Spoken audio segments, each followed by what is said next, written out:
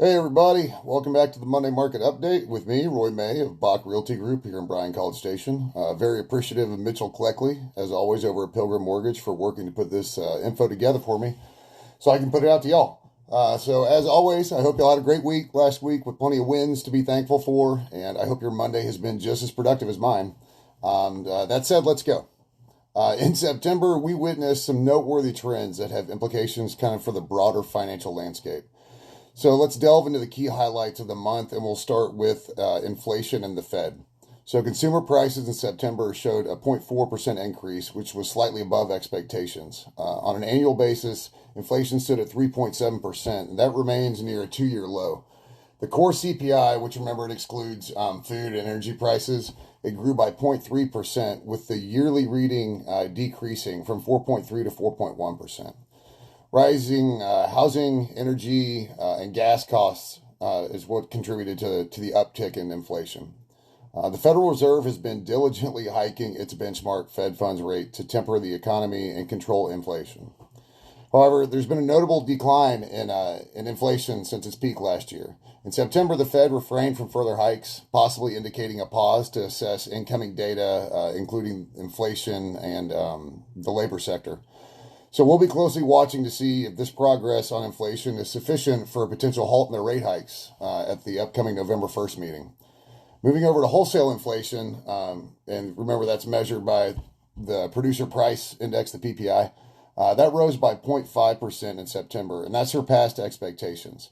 On an annual basis, it's increased from 2 to 2.2%, with a lot of significant revisions from the previous report, raising the annual figure from 1.6 to 2%. And remember, the core PPI, excluding food and energy, that rose by 0.3%, and the year over year went from 2.5 to 2.7%. Now, a significant revision also boosted the annual figure. While wholesale inflation has seen an increase, it remains notably lower than the peak of 11.7%, which was recorded last year. So it's worth noting that much of the rise in wholesale inflation can be attributed to increased energy prices, actually, which they were up by 3.3% in September.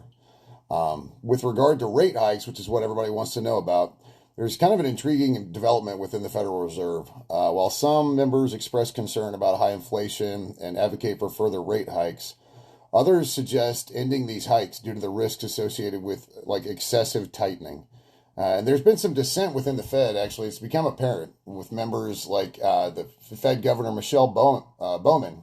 She emphasized the need for more rate increases, while others, including Fed Governor Christopher Waller, and then the Fed presidents from Atlanta, San Francisco, Dallas, and Philly, they expressed a readiness to halt hikes, citing a potential slowdown in the economy. This internal kind of discord is crucial to monitor in anticipation of their decision on November 1st regarding the rate. So obviously we're going to shift gears to the housing and the job market. Zillow reported a 0.1% decline in home values in September, marking the first monthly decrease since February.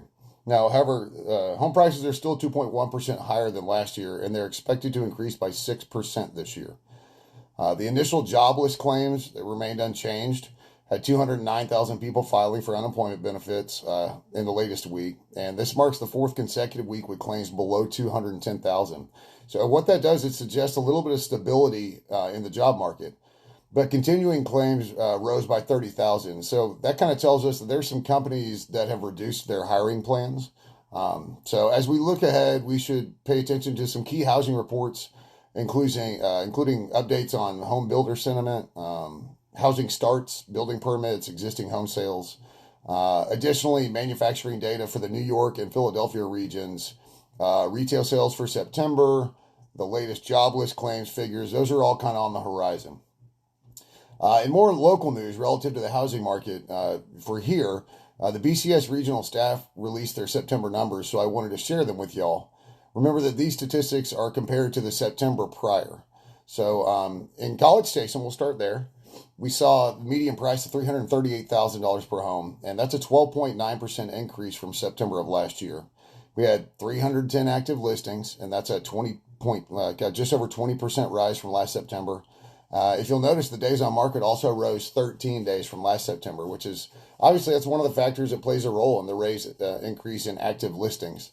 The number of closed sales in College Station, it saw a 32.5% drop from 2022, but our inventory rose from 1.8 months of inventory to almost 3 months of inventory. And, all these factors obviously play in together between active listings and closings.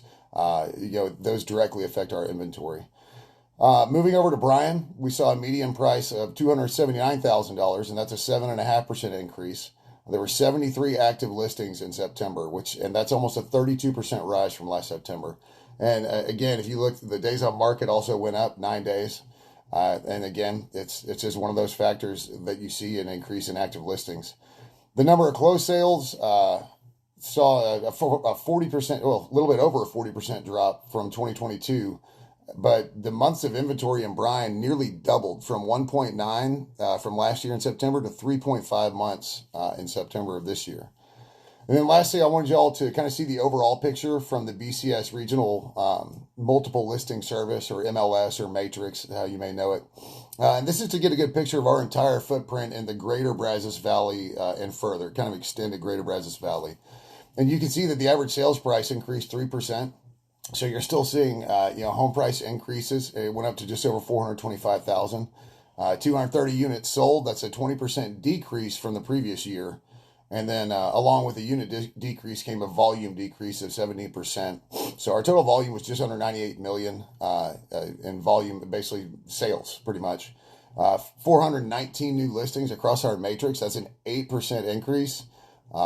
And then, the average days on market, just like the other two kind of smaller markets, it rose 17 days to a total of 91 days on market, across our entire MLS. So that I wanted to make sure y'all saw those numbers. That's a bit more of a localized view for y'all to see what we're seeing here in the greater Brazos Valley, kind of in our matrix, in our MLS. And I know all those statistics lined up in a row like that is a bit like drinking water from a fire hose. But if you ever have any questions about the market, questions about what those numbers mean, or you're looking to enter the market as a buyer, or you need to sell your home, or you want to test the market with your home, don't hesitate to reach out to me or any member of Bach Realty Group. We'd be happy to answer any questions or concerns you may have.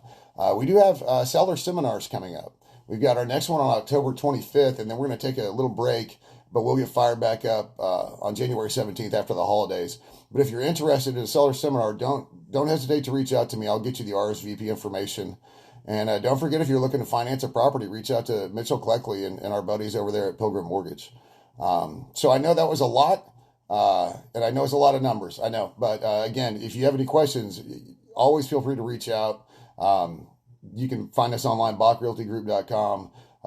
You can find we all have our individual pages on there. You can find our contact information. You can reach out through social media. You can shoot me a DM personally, however, whatever you're most comfortable with. But thanks as always for tuning in to the Monday Market Update, where I hope I help keep y'all informed as we all kind of navigate through these evolving economic dynamics. But y'all have a great week, and we'll see y'all next Monday.